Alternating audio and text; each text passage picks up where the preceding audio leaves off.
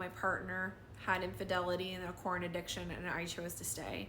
And often I get comments like these, like, leave, you only live life once, go spend it with someone who actually loves you enough to never hurt you, do not die not experiencing love. And I completely understand where comments like this come from.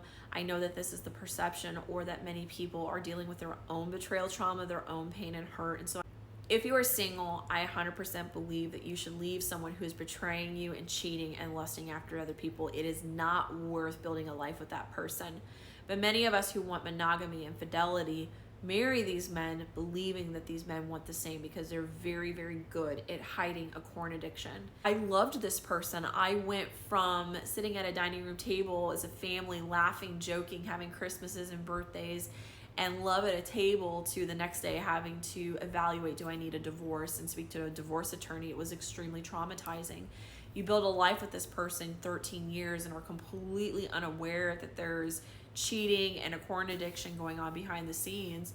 So to be blindsided by it, you really evaluate, is this something that I want? Do I really want to spend Christmases apart from my kids? Like, those are all questions and things you have to think about. And it's an unfair choice. Was what he did loving? Absolutely not. But at that point, he had come to the end of his road and realized that he needed help. Did I want to forgive him? No. Did I want to give him a second chance? No. In fact, I gave him a second chance thinking he's going to fail. And I will be able to say I gave him a second chance and walk away.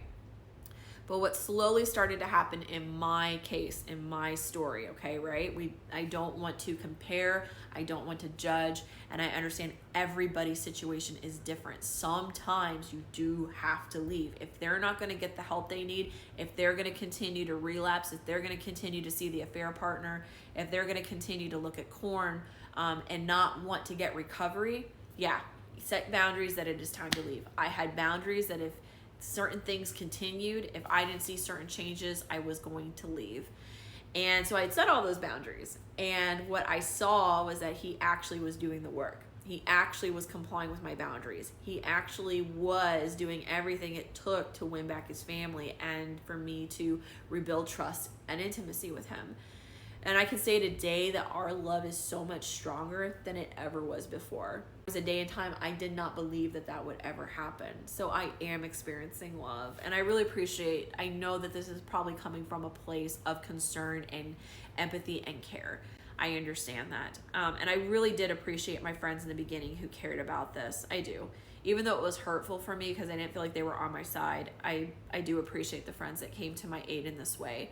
But was the friends that actually came alongside me and said, I don't understand, but I'm going to stand with you. I'm going to stand with you alongside this no matter what you decide to do. If you decide to take David back, we'll love David. Those were the friends that really gave me a safe place at the time and actually helped me heal. So that would just be my advice to you when there's a lot of your friends are going to go through this, unfortunately. Corn addiction is spiraling out of control, and a lot of these men are falling into infidelity because of it. So as a friend, I would just encourage you, yes, teach your friends to set boundaries, but also if they're going through it, don't hurt them by judging them from your history book.